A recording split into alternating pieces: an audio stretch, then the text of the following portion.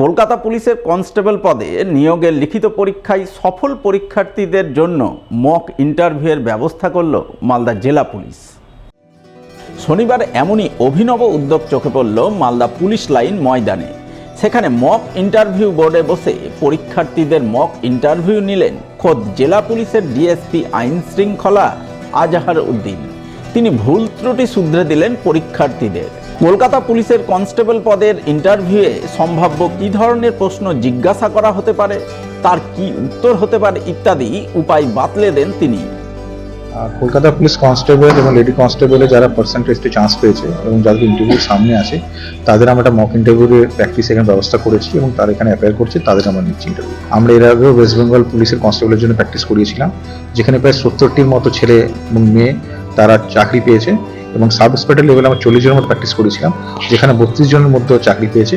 এখন আপাতত অ্যাটলিস্ট 50 জন অলরেডি চলে এসেছে এবং আরও আসবে বলে আশা করি। উদ্দেশ্য কি হচ্ছে, ব্যাপারটা হচ্ছে কি, ছেলেদের প্রথমে জড়তা থাকে, একটা ভয় থাকে, ইন্টারভিউ যাচ্ছে প্রথমবার এরকম ভয় থাকে, ওই ভয় কাটানোর জন্য এবং ওদের মেন্টালি এবং এই প্রিপেয়ার করার জন্য ইন্টারভিউগুলো প্র্যাকটিস করানো।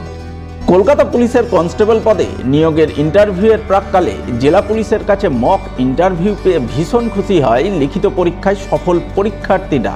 তারা জানান, ইন্টারভিউয়ে যে ধরনের জড়তা থাকে তা এই মক ইন্টারভিউয়ে দূরীকরণের চেষ্টা হয়েছে, ভুল ত্রুটি শুধরে দেওয়া হয়েছে। এতে তারা ভীষণ উপকৃত হয়েছেন, ইন্টারভিউ নিয়ে নার্ভাসনেস কেটেছে।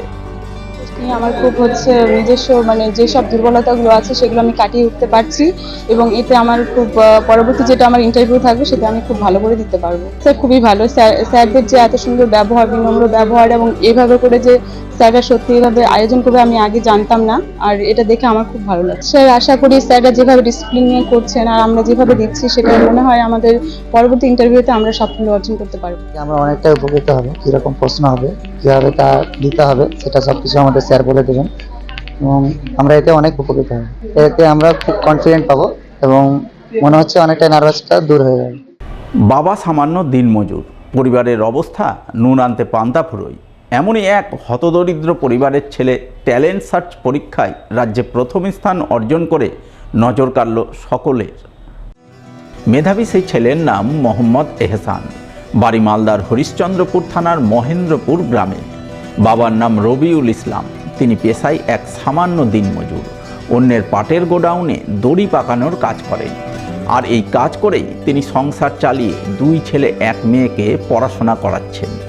এমনই এক পরিবারের ছেলে মোহাম্মদ এহসান বর্তমানে কালিয়াচকের এক বেসরকারি মিশনের 8ম শ্রেণীর ছাত্র। সে 2023 সালে 7ম শ্রেণীতে থাকাকালীন all India ideal teachers association পরিচালিত আইডিয়াল ট্যালেন্ট সার্চ পরীক্ষায় বসে, যার ফল প্রকাশিত হয় সম্প্রতি। তাতেই এহসান সাফল্যের শীর্ষস্থান পায়, রাজ্যে প্রথম স্থান অর্জন করে।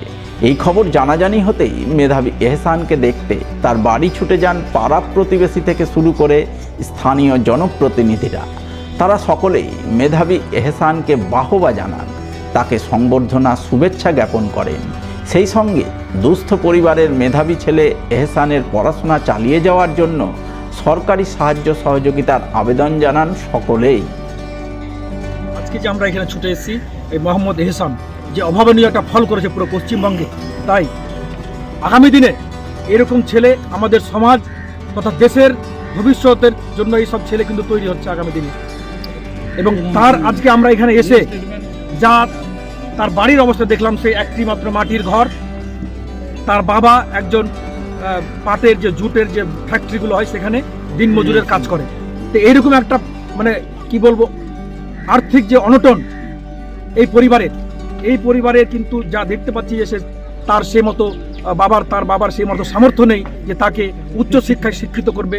তাই এটাকে নিরিখে এখানকার যে প্রশাসন, হরিশ্চন্দ্রপুর 1 নম্বর ব্লকের যিনি বিডিও সাহেব আছেন, তিনার কাছে আমাদের এই সমাজের পক্ষ থেকে এরকম ভবিষ্যতের এইসব যারা ভবিষ্যতের মুখ হবে এবং এত অভাবনীয় রেজাল্ট, তাই এই প্রশাসনের কাছে আমার করজোড়ে আবেদন, এইসব বাচ্চার জন্য গভর্নমেন্টের যেসব ফান্ড আছে যদি নাও থেকে থাকে, তবে কোনো রকম যদি অ্যারেঞ্জ করে এই বাচ্চাটাকে ভবিষ্যতে উচ্চশিক্ষার জন্য নজর দেয় এবং নজর দিয়ে তাকে যেন কিছু আর্থিক সহযোগিতা এবং আগামী দিনে উচ্চশিক্ষার জন্য সহযোগিতা করা হয়, প্রশাসনের কাছে আমরা এটা আবেদন করছি।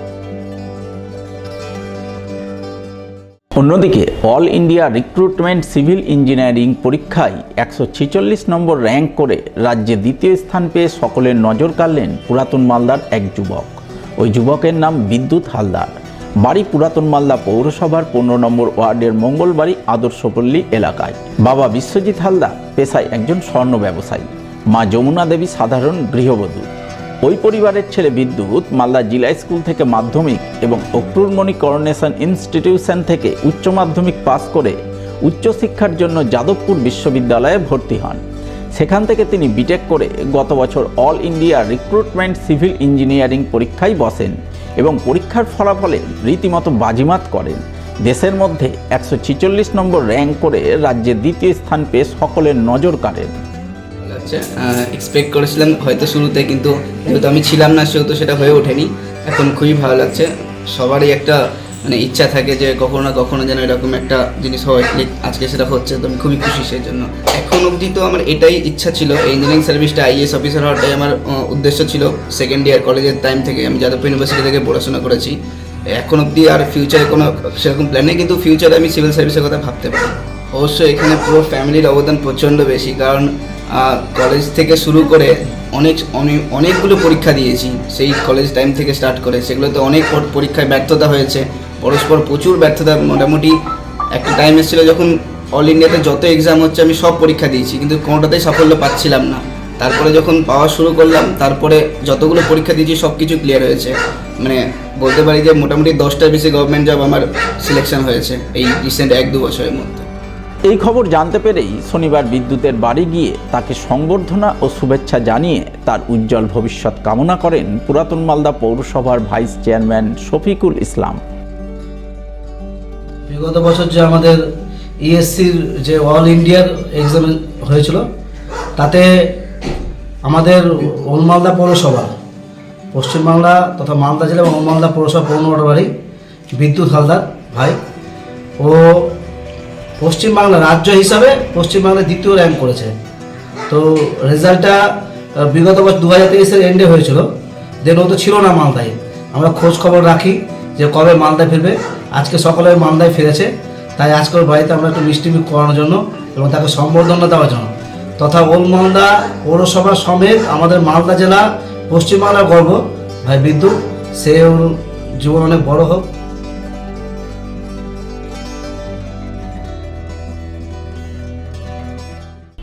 মালদা মার্চেন্ট চেম্বার অফ কমার্সের উদ্যোগে দুদিনব্যাপী এক হেলথ চেক আপ ক্যাম্প শুরু হলো শনিবার, যা চলবে আগামী রবিবার পর্যন্ত।